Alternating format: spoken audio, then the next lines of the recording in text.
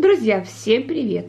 Если бы вы однажды увидели Адама Пирсона и его брата Нила рядом друг с другом, то никогда бы не поверили, что они однояйцевые близнецы.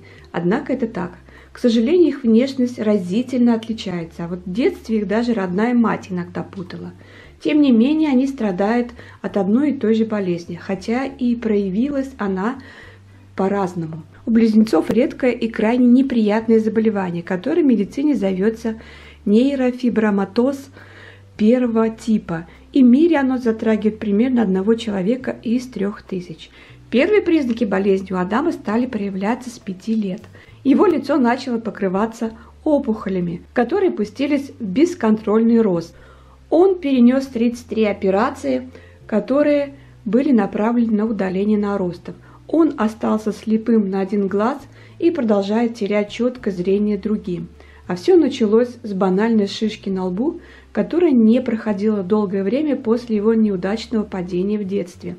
Когда врачи просканировали его в больнице, то на шее выявилась опухоль, которая блокировала трахею. Так была проведена и самая первая операция в жизни Пирсона. Из-за своей болезни мужчина неоднократно попадал в реанимацию.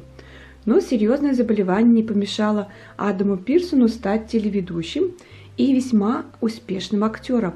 Его можно было встретить на таких проектах, как «Красавица и чудовище», «Меня не зовут на свидание». Он снимался во многих фильмах, его привлекала общественность к проблемам людей, у кого есть физические деформации. Проявления нейрофиброматоза первого типа его брата Нила менее заметны, на его лице нет опухолей.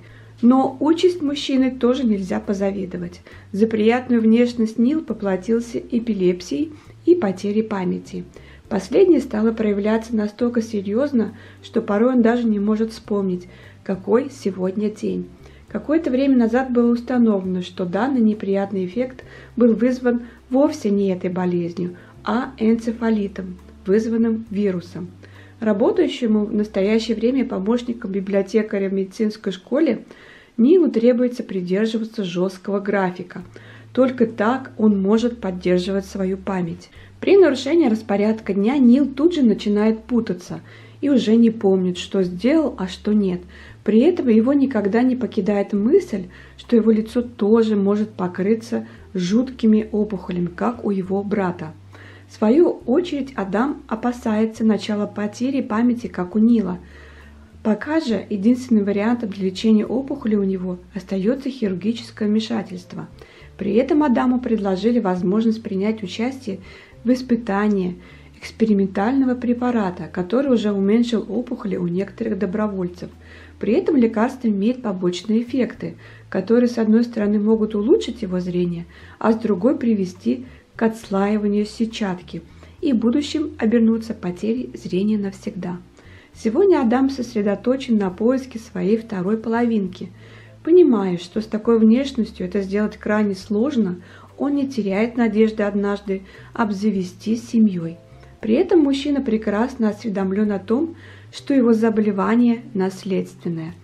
Его дети имеют 50% вероятность родиться с такой же генетической патологией, но Адам не исключает возможность усыновления. Друзья, напишите, пожалуйста, под видео, что вы думаете об этих мужчинах.